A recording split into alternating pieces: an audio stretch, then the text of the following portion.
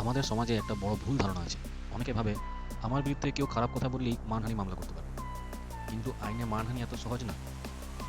Defamation বা মানহানি তখনই হবে যখন কেউ মিথ্যা বলে এবং তাতে আপনার সুনাম বা সমাজে অবস্থান নষ্ট হয়। এই মানহানি দুই রকমের হয়: ক্রিমিনাল ডিফামেশন, বিএনএস ধারা অনুযায়ী অপরাধ, এবং সিভিল ডিফামেশন, যেখানে আপনি ক্ষতিপূরণ দাবি করতে পারেন। ধরা যাক, কেউ প্রকাশ্যে বললে ও তো চোর, অথচ কোনো প্রমাণ নেই। এতে আপনার ইমেজ, ব্যবসা বা চাকরির ক্ষতি হলে সেটা মানহানি। তবে সবাইকে চুপ করিয়ে দেওয়ার অস্ত্র এটা নয়। যদি কেউ সত্য কথা বলে বা জনস্বার্থে কোনো তথ্য প্রকাশ করে, সেটা মানহানি নয়। যেমন কোনো সত্যি খবর কেউ সম্প্রচারিত করে। ক্রিমিনাল কেস করতে হলে 3 মাসের মধ্যে কোর্টে অভিযোগ দিন।